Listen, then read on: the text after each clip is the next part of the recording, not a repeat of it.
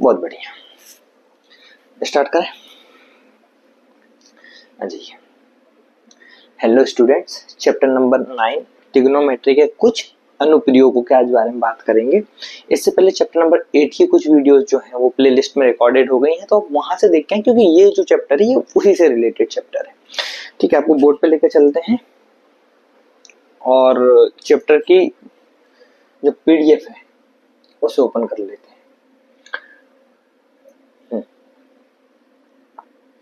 ठीक है, त्रिकोणमिति के कुछ अनुप्रयोग क्या चीज है और क्या चीज नहीं है, उसमें क्या करने वाले हैं, वो सारी चीजों के बारे में अभी बात करते हैं। देखो, नाम से क्लियर हो गया होगा आप लोगों को ये चीज तो, वैसे है ना।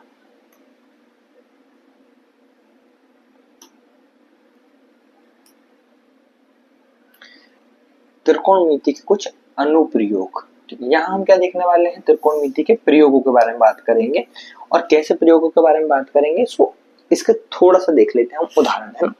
क्योंकि ये जो त्रिकोणमिति का चैप्टर है रिलेटेड त्रिकोणमिति से ही, पर इसमें कुछ चीजें अलग है, कुछ चीजें थोड़ी बहुत चीजें अलग है। जैसे कि देखो, फर्स्ट जो वो जो एक्सरसाइज है चैप्टर नंबर 8, ध्यान से सुनना कि मैंने आपको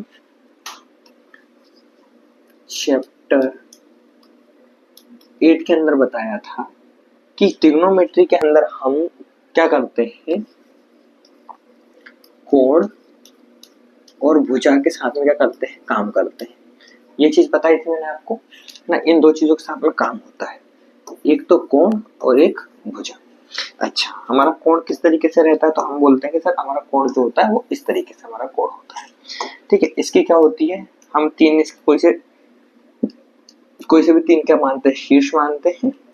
यहाँ पर सिर्फ एक थीटा यहाँ बनता है, एक थीटा यहाँ बनता है, और यहाँ पे ये 90 का कोण बनता है। ये चीज सबको पता है, बहुत बेसिक सी चीज है, मैंने उस वाले चैप्टर में भी बताई है। उसके अलावा ये जो भुजा बनती है, जर्नल वे में बता रहा हूँ कि ये जो भुजा बनती है इसे हम लंब बोल देते हैं। जहां से थीटा उठेगा उसे हम आधार बोल देते हैं।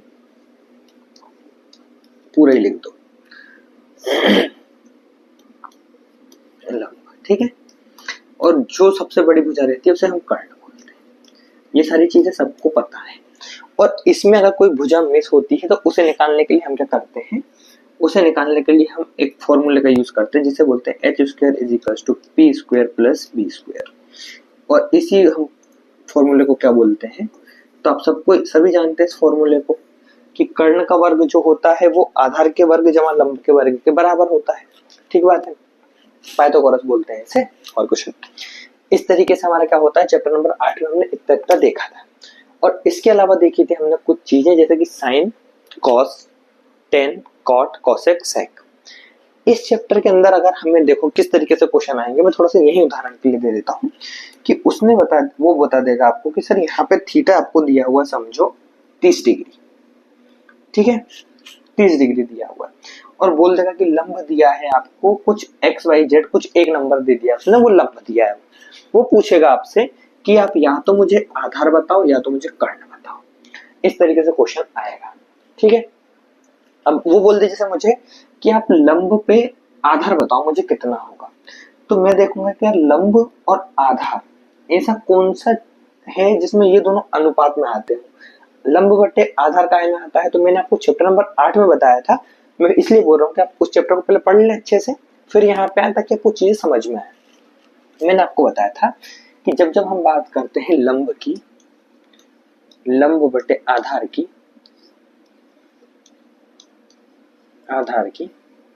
तो हम काय की बात कर रहे होते हैं, तो सर आप बोलोगे कि हम टेन की बात कर रहे होते हैं, टेन थीटा की बात कर रहे होते हैं।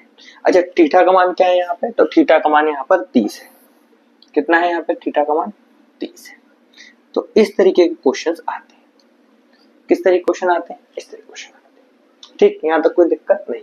अगर वो यही पूछ लेता कि आधार बटे, देखो लंब बटे आधार तो ये हो गया था, लंब बटे कर्ण का पूछ लेता, तो आप बोलोगे सर लंब बटे कर्ण जो होता है हमारा, जो भी हमारा लंब बटे कर्ण होता है, तो वो 2 में आता है। लंब बटे कर्ण की अगर बात करूंगा तो ये मेरा आता है साइन में, और ये हो जाएगा थीटा की जगह साइन थीटा। आप बोल दोगे कि चलो सर लंब तो ठीक बात है, आधार बटे कर्ण पूछ लेगा फिर, तो आप बोलोगे सर आधार से कर्ण पूछेगा तो मेरा cos थीटा बनता है, और थीटा का मान अगर 30 है तो cos का बनता है आधार बटे लंब, आधार बटे कर्ण सॉरी। ठीक, इस तरीके से क्या होते हैं ये क्वेश्चन बनते हैं, और इसमें कौन कौन से हमें यूज करने वाले हैं वो सारे भी देखेंगे। अब देखो ये भी पूछ सकता था कि आधार बटे लंब होगा तो इन्हीं का क्या होता है, उल्टा होता है। क्या होता है, इन्हीं का उल्टा होता है। मैं तो आपको बचूंगा इन सब चीजों को बोलने से। इस चैप्टर को हमको करने के लिए 3 चीजें काफी हैं, और 3 फॉर्मूले काफी हैं, 3 एंगल की वैल्यूज काफी हैं, उससे ज्यादा हमें चाहिए भी नहीं। जैसे कि देखो मैंने आपको बोला कि वो आपसे जब जब भी पूछेगा 3 तरीके के ही आपसे सवाल बना पाएगा। एक तो साइन थीटा से सवाल बनाएगा, एक कॉस थीटा से सवाल बनाएगा, या तो टेन थीटा से सवाल बनाएगा। इन 3 के बाहर वो सवाल बना ही नहीं सकता। इसके अंदर बनाएगा भी तो क्या में बनाएगा, कोसेक सेक और कॉट में बनाएगा, तो उन्हें भी पलटा के हम क्या कर लेंगे, साइन कॉस टेन में चेंज कर लेंगे। ठीक है, इससे बाहर हमें देखो ट्रिग्नोमेट्री के अंदर क्या होता है कि आप जितने ज्यादा फॉर्मूले याद रखेंगे और जितनी तरीके से आप चीजों को समझेंगे, वो चीजें हमको कहाँ काम में आती है, जब हम कुछ प्रूफ करने को दिया होता है, सिद्ध करने को दिया होता है कि अगर कुछ एक सिद्ध करने को दिया है, बराबर बताओ कि इसके बराबर है कि नहीं। पर अगर हम इसके प्रयोग जानते हैं, अनुप्रयोग के बारे में बात करते हैं, तो यहाँ पे हमें इन 3 से ही काम हो जाता है। और इसमें भी आपको अभी थोड़ी सी उलझन यहाँ पे बनेगी, पहले इनको समझ लो कि ये क्या चीज है।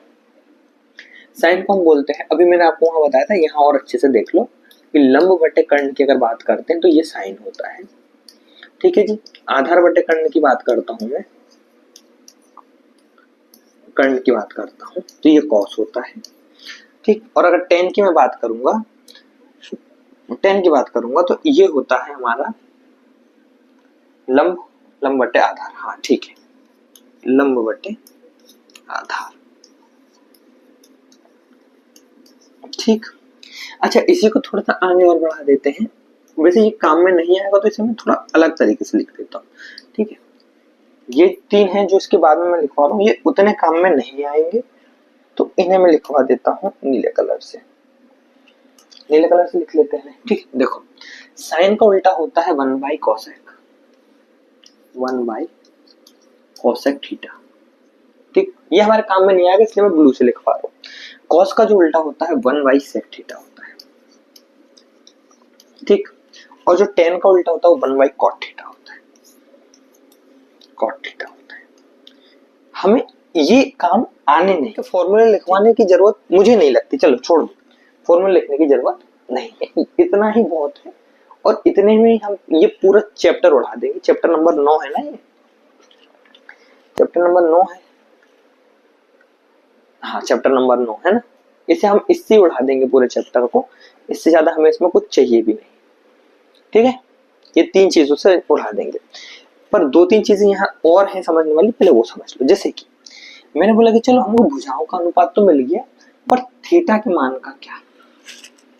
ठीक है, यहाँ पे एक चीज जो हम देखना भूल रहे हैं वो है कोण का मान।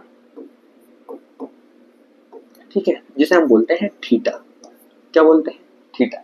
अच्छा थीटा के मान क्या पे चलते हैं, डिग्रियों पे चलते हैं। एक बनता है 0 डिग्री पे, एक बनता है 30 डिग्री पे, एक बनता है 45 डिग्री पे, एक बनता है 60 डिग्री पे, और एक बनता है 90 डिग्री पे। ठीक है, ये थीटा के आपको क्या मिलेंगे, थीटा के जो है, जैसे कि मैं बोल दूंगा थीटा का ही ये सारे के सारे क्या है, मान। ये सब भी क्या है, थीटा ही है, इनकी वैल्यूज है थीटा की। क्या है, थीटा की values 0 degree, 30 degree, 45 degree, 60 degree और 90 डिग्री। ये सब के साथ काम कर सकते हैं। ये साइन काम कर सकते हैं साइन के साथ भी, कॉस के साथ भी और टेन के साथ भी। सबके सब काय के साथ में काम कर सकते हैं, साइन कॉस टेन के साथ में काम कर सकते हैं। और इन सब के अपने अलग अलग मान है, इन सब के क्या है, अलग अलग मान है। साइन का 0 के लिए मान अलग है, 30 के लिए मान अलग है, मतलब 30 के लिए मान अलग है, 45 के लिए अलग है, 60 के लिए अलग है, 90 के लिए अलग है। सेम टू सेम कॉस के लिए भी है, 0 के लिए अलग है, 30 के लिए अलग है, 45 के लिए मान अलग है, 60 के लिए अलग है, 90 के लिए अलग है, 10 के लिए भी मान अलग अलग है। ठीक है, बस बने रहे साथ में और समझते जाएं। तो मैं आपको ये सारी चीजें धीरे धीरे क्या है समझा दूंगा। टेबल बनाना है, टेबल बना लो, वैल्यू लिखवाऊं तो वैल्यू लिखवा देता हूं। मैं कहूंगा कि आप टेबल बना लो। टेबल मैं आपको यहां से दे देता हूं, एक सेकंड। टेबल टेबल टेबल, चलो दोनों ही दे देते हैं, अगर दोनों ही होंगी तो दोनों ही दे देते हैं, ठीक है। एक टेबल ये है, ठीक, दोनों का मान मतलब समान ही है, ज्यादा कुछ बड़ी बात नहीं है।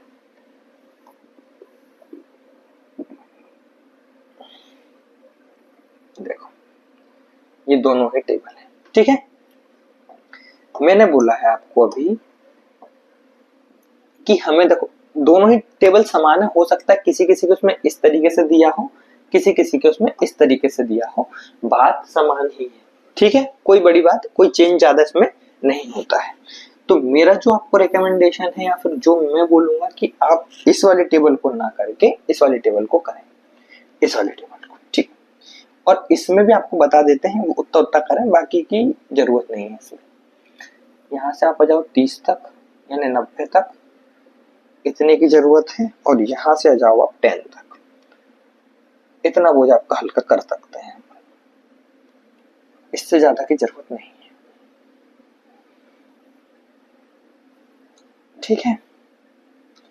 मैंने क्या बोला कि इससे ज्यादा जरूरत आपको नहीं है। ये चीजें आप इतनी आप मान अच्छे से याद कर लें, वो वाले मान हम यहाँ पे यूज नहीं करेंगे। इस चैप्टर को हम जितना ज्यादा हो सके कम से कम चीजों को याद करके करने की कोशिश करेंगे। मैंने आपको बोला ना कि शुरू में ही 3 चीजों से उठा देंगे, साइन कॉस टेन से ही पूरा चैप्टर खत्म कर देंगे, दूसरी चीजों में जाने की जरूरत ही नहीं है, ठीक है। क्योंकि अब जितना ज्यादा चैप्टर में जाओगे आपको उतने ज्यादा मान याद करने पड़ेंगे, ठीक है। और मान हम फर्स्ट चैप्टर में देख लेंगे जहां हमको प्रूफ करने की जरूरत पड़ेगी, बराबर है। देखो थोड़ा सा इसे एक बार अच्छे से पढ़ लो और चीजों को समझ लो कि साइन के साथ में अगर 0 डिग्री है, साइन 0 डिग्री है तो 0 मान आएगा, ठीक है। साइन के साथ में अगर 30 है तो 1/2 आता है, साइन 45 है तो 1/√2 आता है, साइन 60 है तो √3/2 आता है, और साइन 90 पे कितना होता है, 1 होता है। यानी कि साइन 0 से शुरू होता है और कहां तक जाता है, 1 तक जाता है, ठीक है। इससे भी थोड़ा सा मैं बताऊंगा आपको कैसे याद करना है हमें। कॉस जो होता है वो 1 से शुरू होता है और 0 तक जाता है। इसका मतलब देखो जो साइन 0 का मान है वो कॉस 90 का मान है, जो साइन 30 का मान है वो कॉस 60 का मान है। देखो सेम सेम है दोनों, है ना। आप बोलोगे कि जो कॉस 45 का मान है वही क्या है, साइन 45 का मान है, और जो आप बोलोगे कि साइन 60 का मान है वही कितना, कॉस 30 का मान है। उल्टा हो जाता है और कुछ नहीं। इसके अलावा हमें याद रखना है टेन का मान, जो कि 0 से जाता है अपरिभाषित, इसे इनफाइनाइट बोला जाता है, इनफाइनाइट तक, ठीक है। तो ये मान थे और इन्हें अच्छे से देख लो, अच्छे से इन्हें देख लो या फिर इन्हें लिख लो, समझ लो, जो आपको करना है कर लो। यही सारे का सारी चीजें क्या है हम काम लेने वाले हैं, और पूरा का पूरा चैप्टर इसी पे हम क्या करेंगे, खत्म कर देंगे, ठीक है। पहले क्वेश्चन की ओर ले चलते हैं और क्वेश्चन को प्यार से समझो। क्या करो, क्वेश्चन को प्यार से समझो। क्या बोल रहा है क्वेश्चन, एक सेकंड में जमा लो।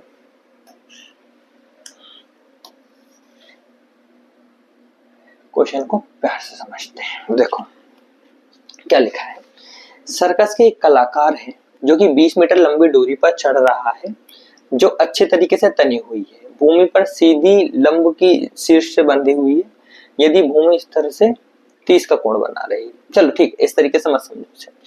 देखो डायरेक्ट क्वेश्चन को समझा देते हैं, आपको ज्यादा चीजों में उलझने की जरूरत नहीं है। देखो क्वेश्चन का जो बोलना है वो उस तरीके से मैं आपको क्या करता हूँ, डायग्राम बनवा देता हूँ और आपको चीजें समझ में आ जाएंगी। मेरे को तो लगता है आ जानी चाहिए। देखो क्या बोल रहा है कि एक सर्कस का क्या है, कलाकार है जो कि 20 मीटर लंबी दूरी पे क्या कर रहा है, चढ़ रहा है। 20 मीटर लंबी दूरी पे क्या कर रहा है, चढ़ रहा है। ये है 20 मीटर, ठीक है। और इसे हम बोल देते हैं कर्ण, कर्ण नहीं बोलते इसे, हमने बोला ठीक बात है, इतना हमें समझ में आ गया। और ये जो है डोरी, डोरी जो है यदि यदि भूमि स्तर के साथ में डोरी का कोण कितना है 30 है, यानी ये जो कोण है मेरे पास में ये कितना है 30 डिग्री है। ठीक है, तो वो क्या बोल रहा है कि ऊंचाई ज्ञात करो। तो खंबे की क्या करना है, ऊंचाई ज्ञात करनी, मतलब ये खंबे से डोरी बंधी हुई है, इसकी ऊंचाई ज्ञात करनी है। मैंने बोला कि ये है मेरा लंब, ये क्या है मेरा लंब है, और ये मेरा आधार है। आधार की जरूरत है नहीं, पर हम हमारे डायग्राम के हिसाब से लिख लेंगे। हम तो कहते हैं आप आदत ही डाल लो तो ज्यादा अच्छा है। ठीक, मैंने मान लिया कि जो खंबे की हाइट है वो h है, जो खंबे की ऊंचाई है वो कितनी है h है, और यहाँ मीटर में दिया तो वहां पे भी मीटर में ले लो। एक काम करो, मैंने बोला कि ये h मीटर है। कितनी मीटर है, h मीटर है। अब सवाल बनाना मेरे लिए इजी हो गया, क्योंकि मेरे पास में सारी की सारी चीजें हाथ में है, बराबर। अब यहाँ से क्वेश्चन सॉल्व करेंगे। मैंने बोला सॉल्व, सॉल्व मैंने बोला त्रिभुज, मैंने नाम दे दिया इसको A, इसको नाम दे दिया B, और इसको नाम दे दिया C। ठीक है, कहीं समकोण तो नहीं लिखा है, नहीं कहीं नहीं लिखा ना। ठीक है, मैंने बोला ABC एक त्रिभुज है। मैंने बोला त्रिभुज अगर मैं ले लूं A B C में, अच्छी बात है। मैंने बोला इसमें क्या क्या चीज क्या क्या है, तो मैंने देख लिया। मैंने बोला यार मुझे जो कोण दिया हुआ है वो कितना दिया हुआ, तो मैंने बोला 30 डिग्री दिया हुआ है। मैंने बोला AC जो मेरा कर्ण है वो कितना दिया हुआ है, तो मैंने बोला 20 मीटर दिया हुआ है। कितना मीटर दिया हुआ है, 20 मीटर दिया हुआ है।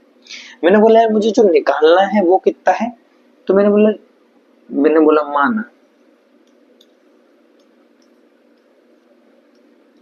BC बराबर H है। ठीक है, BC बराबर क्या है, H है। अब हम इसे हल कर ले। मैंने बोला कि देखो सुनो, मैंने बोला कर्ण और लंब में बात चल रही है। क्या बात चल रही है, कर्ण और लंब में, इनके अनुपात में बात होगी। और अगर कर्ण और लंब के अनुपात में देखो तो इसमें या तो मैं बनाऊं इसे कर्ण बटे लंब, या तो इसे बनाऊं मैं लंब बटे कर्ण। कर्ण दो अनुपात बनेंगे इन दोनों के बीच में। आप बोलोगे कि सर हमें पता है कि अगर हम लंब बटे कर्ण लिखते हैं तो ये होता है साइन थीटा का मान। ठीक है, और अगर मैं कर्ण बटे लंब लिखता हूं तो बोलते हैं कि ये होता है कोसेक थीटा का मान। तो मैंने बोला कि हम क्या करेंगे, हम साइन कोस टेन से ही पूरा चैप्टर उड़ा देंगे, हमें कोसेक सेक टेन में जाने की जरूरत है ही नहीं। ठीक है, देखो मैंने बोला कि मुझे बाकी की चीजों में जाने की जरूरत है ही नहीं, मैं तो साइन से ही बनाऊंगा सारी चीजें। ठीक है, मैंने बोला कि हम तो साइन से ही बनाएंगे सारी चीजें। मैंने बोला कि हमें पता है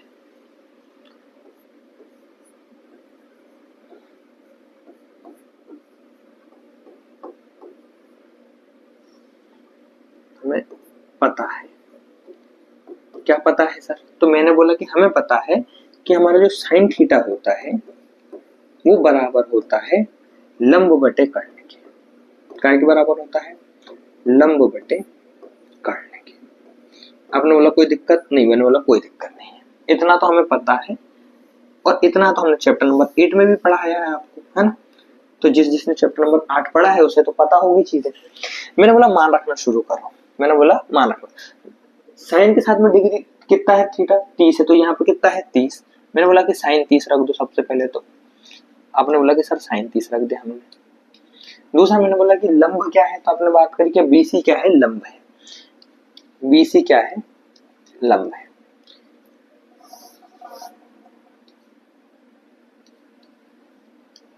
ठीक है, और AC क्या है, तो ये मेरा कर्ण है। बराबर बात, सब चीजें हो गई क्लियर। मैंने बोला अब रखो इनकी वैल्यूज।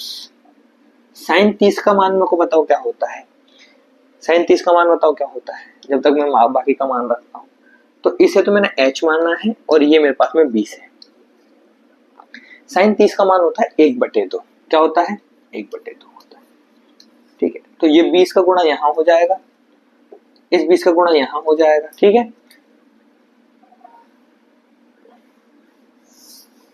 साइन 30 का मान क्या होता है, 1/2 बराबर BC का मान कितना है, तो मैंने h लिया था तो h ही रहेगा। AC का मान कितना है, 20 है। ठीक, ये जो 20 है मेरा, ये यहाँ पे गुणा हो जाएगा, हो जाएगा नहीं होगा, इधर का भाग का उधर जाएगा, गुणा हो जाएगा। तो ये हो जाएगा मेरे पास में 20/2 बराबर h, यानी जो h का मान आया मेरे पास में वो आएगा बराबर 10 मीटर में चल रहा है सब काम। हाँ तो ये 10 मीटर आ जाएगा, यानी जो खंबे की ऊंचाई है वो कितनी है 10 मीटर। खंबे की जो ऊंचाई है वो कितनी हो जाएगी 10 मीटर हो जाएगी। ठीक, तो यहाँ पे इस तरीके से क्या होती है त्रिकोणमिति यूज होती है, जहां पे हम बस एक कोण नाप के और एक भुजा नाप के क्या कर सकते हैं, सारी चीजों का पता कर सकते हैं। कोई दिक्कत नहीं, कोई दिक्कत नहीं होगी मेरे हिसाब से। तो क्वेश्चन नंबर 2 का 3 देखो, क्वेश्चन नंबर 3 देखो क्या बोल रहा है क्वेश्चन नंबर 3।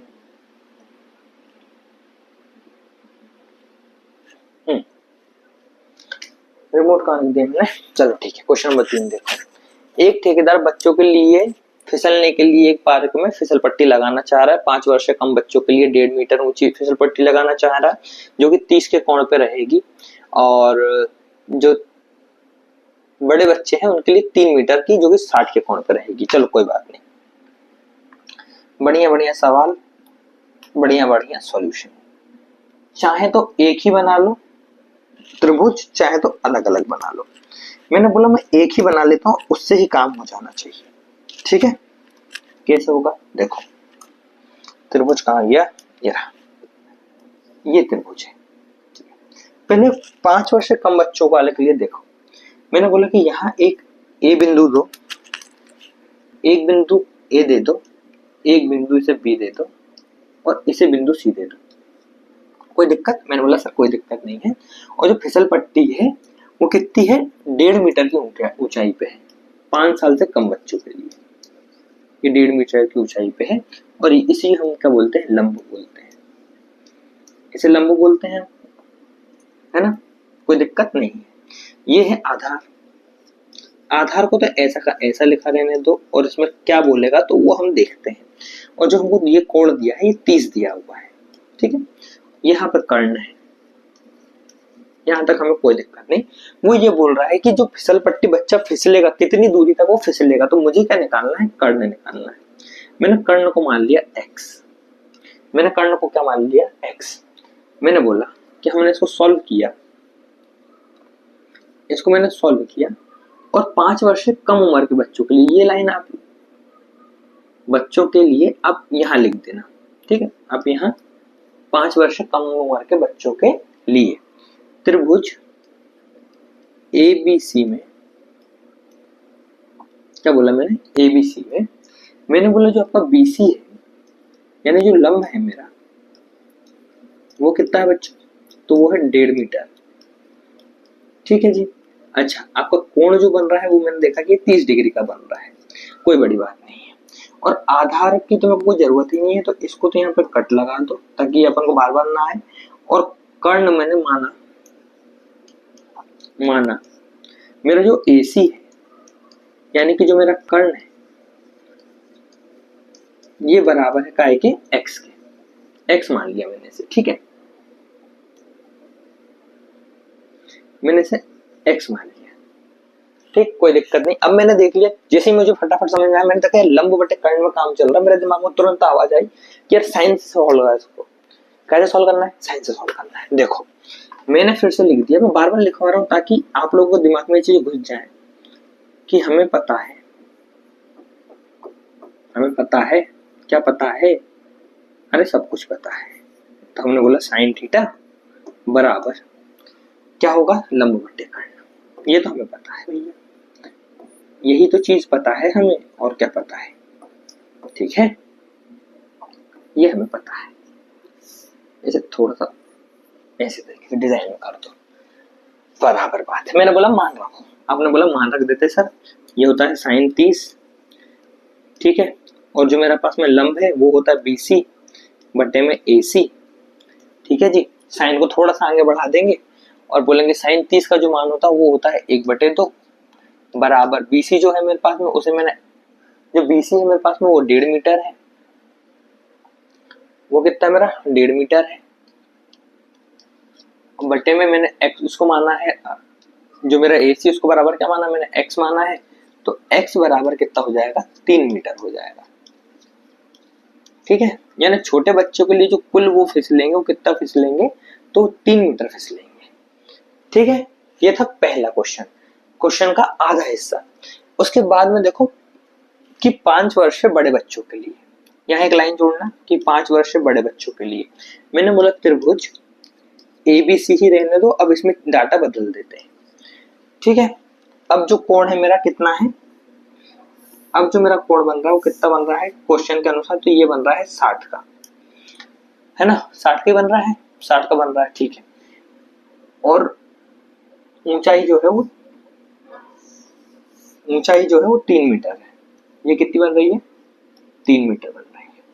तो बच्चे कुल कितना फिसलेंगे वही हमें देखना है ना, लंबाई क्या होगी, तो फिसल पट्टी की लंबाई क्या होगी। हाँ ठीक है, बराबर है। मैंने बोला कि ABC में जो BC है अब वो चेंज हो गया, पहले 1.5 था, कितना हो गया, 3 मीटर हो गया।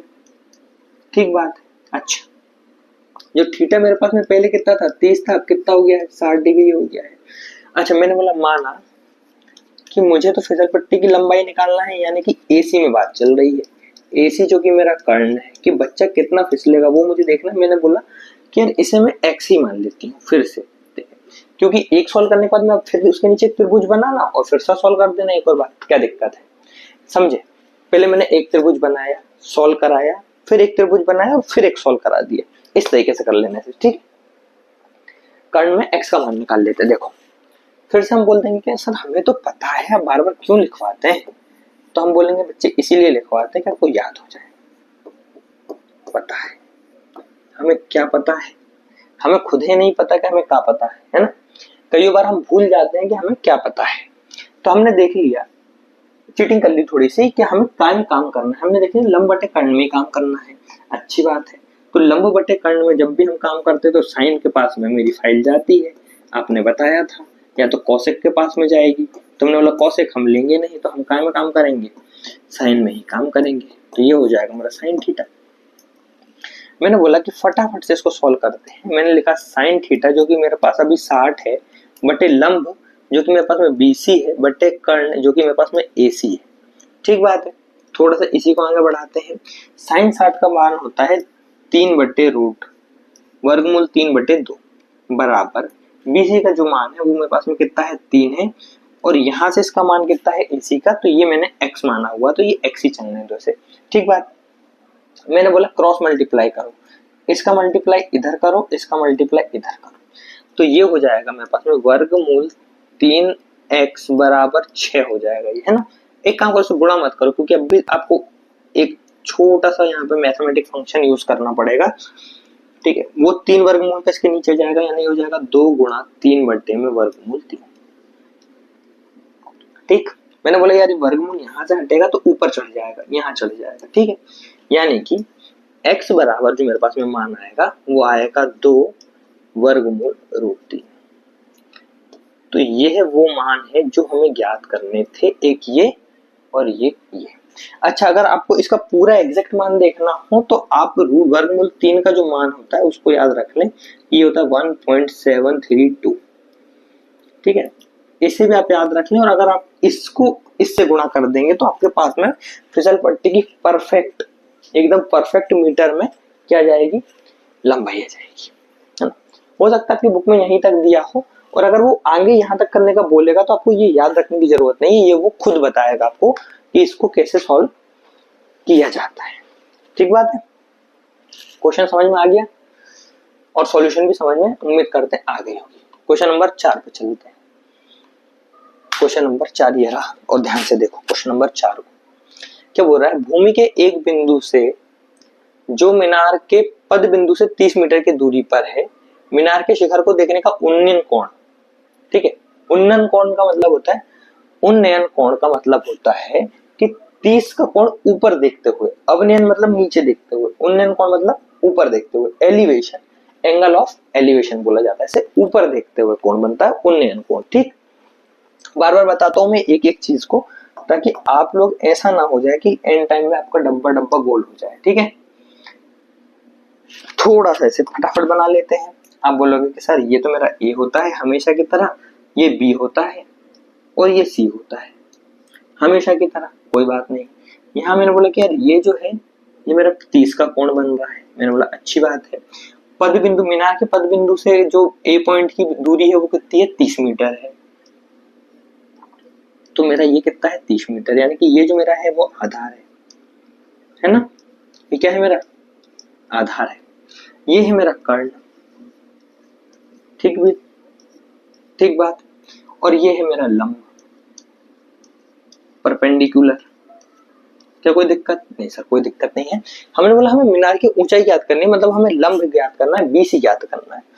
फटाफट से लिखते हैं सॉल्व और सॉल्व करना शुरू करते हैं। क्या कर सकते हैं इसमें, देखो मैंने बोला कि त्रिभुज, कुछ फॉर्मेलिटीज होती हैं, वो फॉर्मेलिटीज हमें करनी ही पड़ती हैं। जैसे कि ये लिखना कि त्रिभुज एबीसी में काम चल रहा है तो बताना पड़ता है उसे, है ना। त्रिभुज एबीसी में हमें क्या क्या दिया है, तो हमने देखा कि हमारे पास में कोण दिया है 30 डिग्री का, और हमें ए भी दिया हुआ है कितना, 30 मीटर, है ना, 30 मीटर, ठीक बात है। और हमने लिखा माना, तो हमने क्या माना सर, हमने मान लिया कि जो हमारा बीसी है जो कि क्या है, लंब है, वो बराबर है एच के, हाइट के, या फिर एक्स ले लो आप, फिर एच ले लो, जो आपको मर्जी सही लगे आप वो ले लो। हमें तो बस उससे मतलब है कि उसका मान निकल जाए, ठीक है। हमने बोला ठीक बात है। अब हमने देख लिया फटाक से यहाँ पे एक ने घुमा के क्या काम काय में चल रहा है, तो मैंने बोला आधार दिया है, लंब निकालना है, 10 में बात चल रही है, ठीक है जी। हमने बोल दिया फिर से कि भैया हमें तो पता है, आपका पता नहीं, तो हमें पता है कि भैया 10 डिग्री बराबर हो जाएगा, 10 थीटा बराबर लंब बटे आधार, आधार, ठीक बात, अच्छी बात है। 10 थीटा, यानी 10 थीटा का मान देख लिया मैंने कि 10 30 डिग्री बराबर होगा, आधार कितना हो जाएगा, ए बी, नहीं लंब पहले लिखना है ना, तो ये हो जाएगा बीसी बराबर ए बी। 10 30 का मान कितना होता है, 1/√3 होता है। ये चीज याद रखना। अभी एक एक चीज आपको ये वैल्यूज याद होनी चाहिए, क्योंकि यही सारी चीजें हैं जो आपको एग्जाम में डायरेक्ट आएंगी। ये सवाल में डायरेक्ट आता है मान रखने को, ठीक है। मैंने बोला बीसी तो एच है, इसको ऐसा कैसा, ए बी का मान है मेरे पास में 30, तो ये हो गया 30। मैंने बोला इसे नेक्स्ट यहाँ लेके आते हैं सॉल्व करने के लिए। तो 30 को मैं क्या लिख सकता हूँ, देखो 30 तो यहाँ गुणा होगा, यहाँ गुणा होगा आगे, तो मैंने बोला 30 को मैं लिख देता हूँ 3 गुणा 10। क्या कोई दिक्कत नहीं सर? कोई दिक्कत नहीं। ऐसा क्यों किया सर आपने? तो ऐसा इसलिए करा क्योंकि ये वर्गमूल नीचे से हटेगा तो कहाँ चढ़ेगा, ऊपर चढ़ेगा, ठीक बात। तो h का जो मेरे पास में मान निकल के आएगा वो निकल के आएगा 10 वर्गमूल 3। तो ये हाइट है काय की, मीनार की। और अगर आप बोलो कि सर इसको सॉल्व करो बिल्कुल परफेक्ट डिजिट में, तो मैं बोलूंगा एक काम करो, h बराबर 10 को गुणा करो 1.732 से, तो h का जो मान आएगा मेरे पास में वो दशमलव एक और अंदर तक जाएगा, यानी 17.32 मीटर, 17.32 मीटर। अगर बुक में ये दिया हो तो ये लगा देना, ये दिया हो तो ये लगा देना, कोई दिक्कत वाली बात नहीं है। अगर वो आपको मान देगा रूट वर्गमूल 3 का कि किसके बराबर होता है, तो आपको इस आंसर तक जाना है। अगर नहीं देगा तो इस आंसर पे भी आप क्या कर सकते हैं, छोड़ के एग्जाम में आ सकते हैं, कोई बड़ी वाली बात नहीं है, ठीक है। क्वेश्चन नंबर 5 देखो, भूमि कितना है, भूमि से 60 मीटर की ऊंचाई पर एक पतंग उड़ रही है। पतंग से लगी डोरी को अस्थायी रूप से भूमि के एक बिंदु से बांध दिया जाता है। भूमि के साथ डोरी का जो झुकाव है वो 60 डिग्री का है, ठीक है।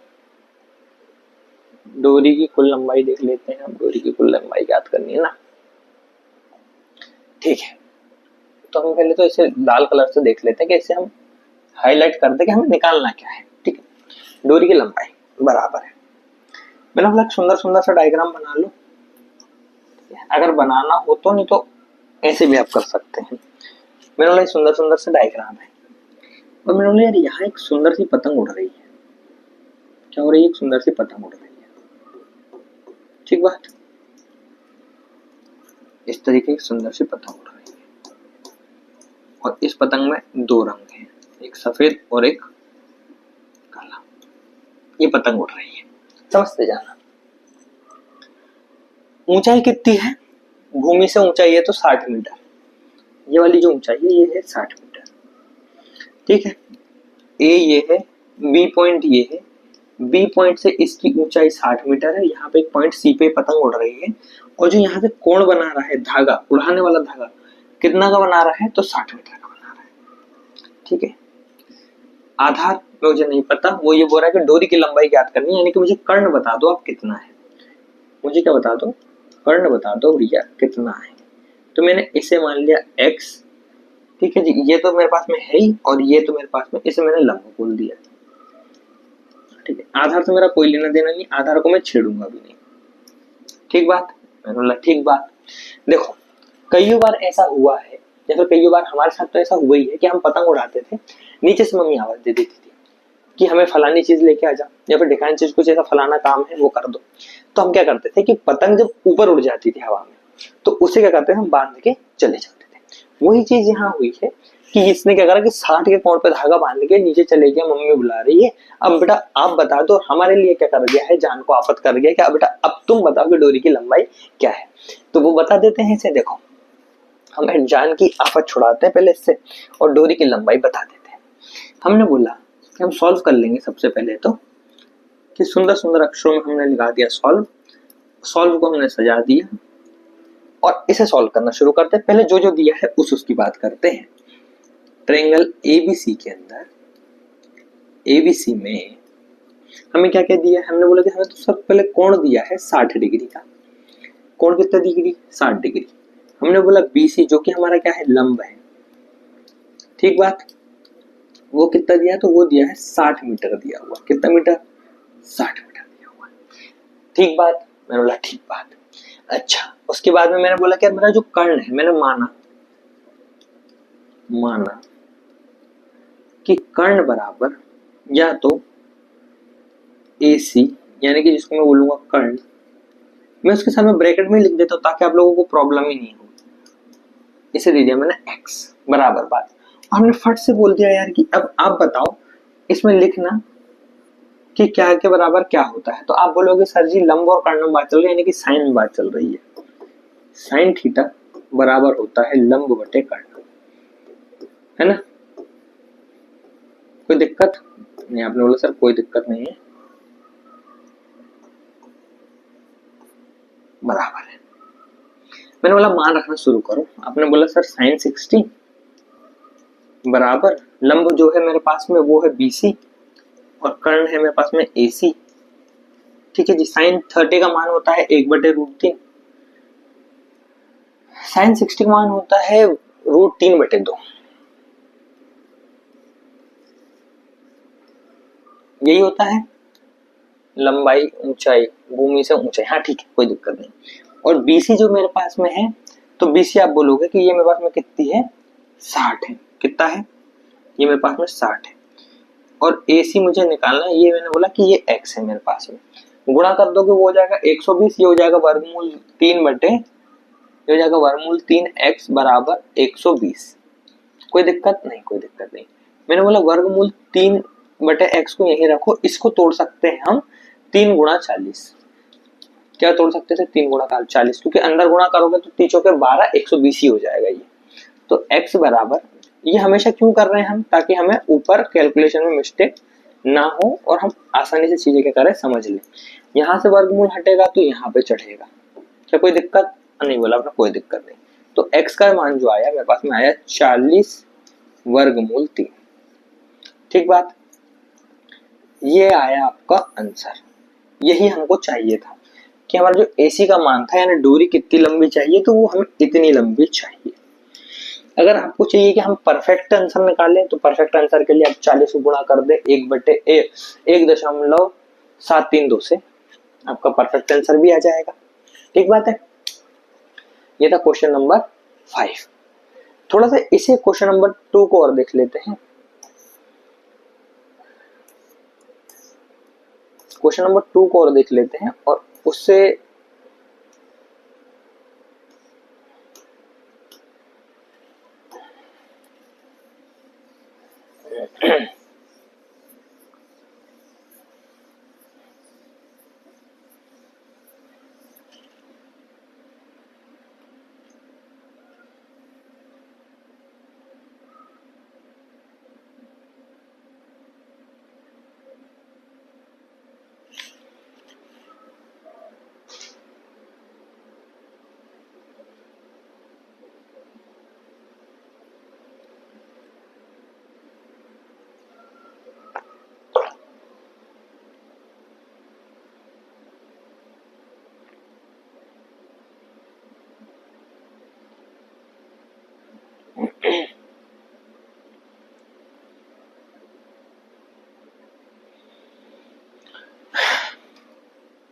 देखो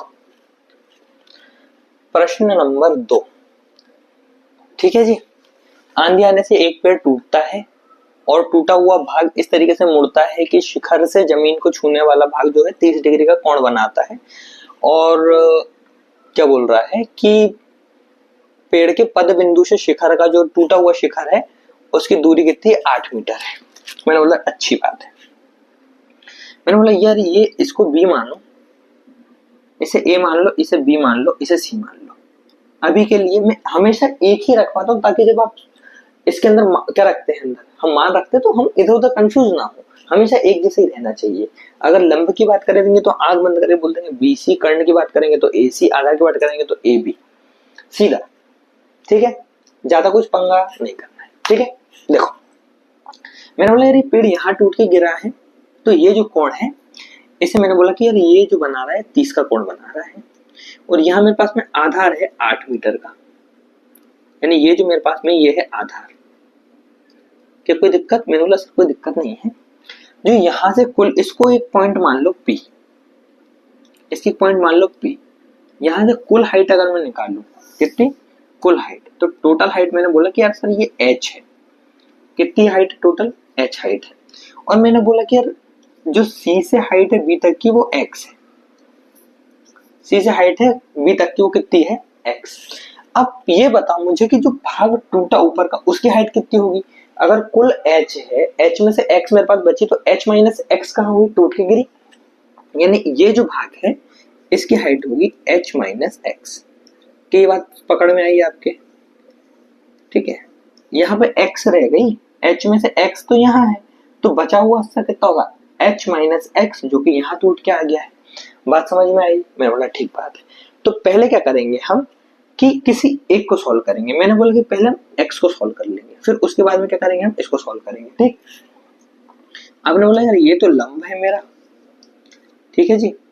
और मैंने बोला कि हम पहले चीजों को समझ लेते हैं और लिख लेते हैं। ठीक बात। मैंने बोला कि यार सॉल्व, पहले सबसे अच्छा तो सॉल्व को सजाया करो, यहीं पे हमारा आधा ज्यादा पूरा क्रिएटिविटी, मन शांत हो जाता है हमारा। ठीक है, हमने लिखा सॉल्व। क्या क्या दिया है तो हमने देखा त्रिभुज ABC में हमें क्या दिया है, या एक कोण दिया हुआ जो कि कितने मान का है? 60 डिग्री का है, बराबर। एक हमें AB दिया हुआ है जिसे हम बोलेंगे आधार, आधार। और ये मुझे दिया हुआ है कितना उन लोगों ने? 80 मीटर में 8 मीटर दिया हुआ है। मैंने बोला कि माना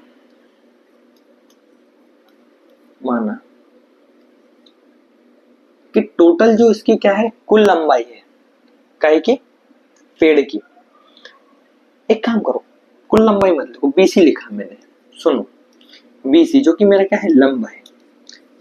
क्यों उलझना, जब हमें उलझना ही नहीं है। एक आखिरी में लाइन लिखेंगे कि कुल लंबाई कितनी, कुल लंबाई में लिख देंगे कि BC प्लस कितना है? AC है, ये कुल लंबाई है, और दोनों को जोड़ देंगे, आंसर आ जाएगा। ठीक है, देखो लंब जो है मेरा वो कितना है, उसको मैंने माना है x।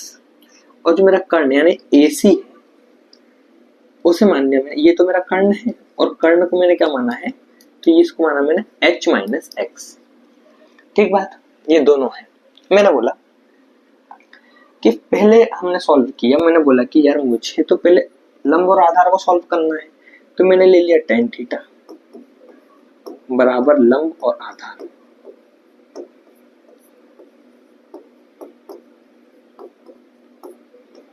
लंब बटे आधार, tan थीटा और 60 के साथ में मान बना रहा, कितने का डिग्री बना रहा है ये, 30 का डिग्री बना रहा है ना, तो यहाँ 60 क्यों लिखा है, मैं ही मिस्टेक कर देता हूँ कई बार, चलो कोई बात नहीं।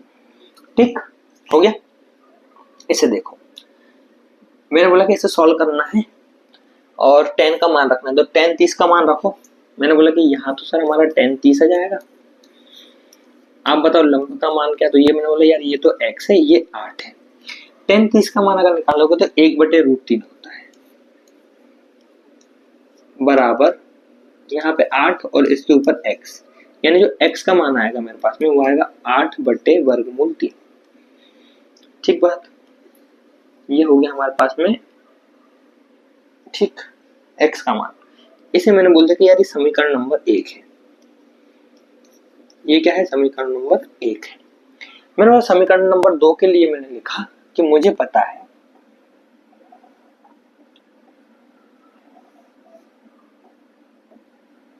मैंने लिखा, अरे यार ये क्या हो रहा है, मैंने लिखा cos थीटा बराबर होता है, तो अब मेरे को काय में निकलेगा, आधार बटे कर्ण में काम चलेगा तो cos की बात करेंगे हम, और cos में होता है आधार बटे कर्ण।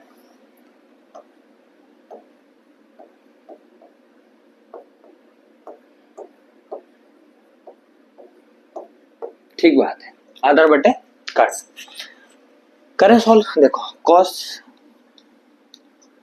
तो ये हो जाएगा मेरे पास में 30 डिग्री बराबर आधार कितना है, तो ये है 8 मीटर, और कर्ण कितना है, तो ये है h माइनस एक्स। कितना है, h माइनस एक्स, तो ये जो हो जाएगा मेरे पास में वर्गमूल 3/2 बराबर 8/h माइनस एक्स। कोई दिक्कत सर, कोई दिक्कत नहीं, बहुत आसान। मैंने बोला h को यहाँ लाओ, बाकी को वहां ले जाओ, तो ये हो जाएगा h माइनस एक्स वर्गमूल 3 बराबर ये हो जाएगा 16।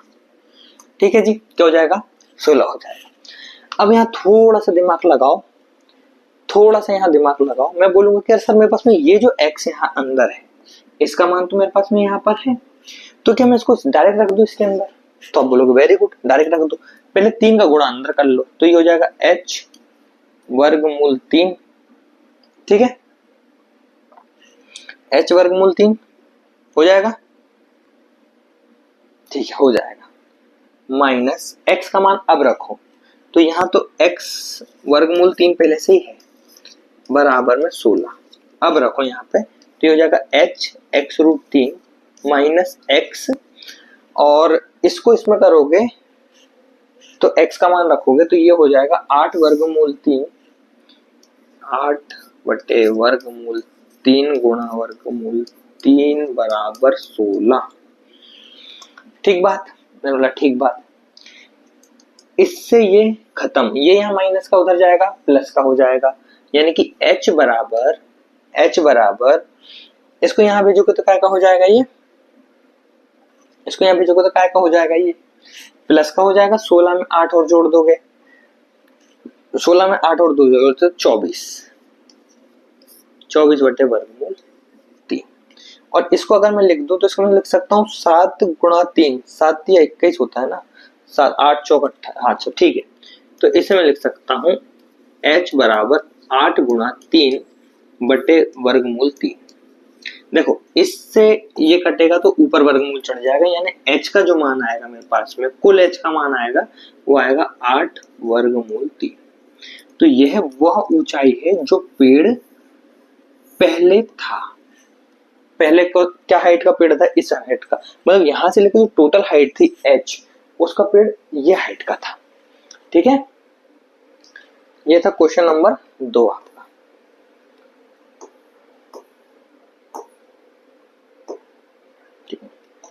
ये हो गया आपका क्वेश्चन नंबर 5 कंप्लीट। यहां तक मिलते हैं नेक्स्ट लेक्चर के अंदर, तब तक के लिए प्रैक्टिस करते रहिए। ट्रिग्नोमेट्री में प्रैक्टिस लगती है, चाहे जो हो जाए, एक बार गलती होगी, 2 बार गलती होगी, 3 बार गलती होगी, पर चौथी बार से पक्का गारंटी के साथ में अच्छे से क्वेश्चन बनाने लग जाएंगे। तो अच्छे से दबा के प्रैक्टिस करिए। मिलते हैं नेक्स्ट लेक्चर के अंदर, तब तक के लिए जय हिंद।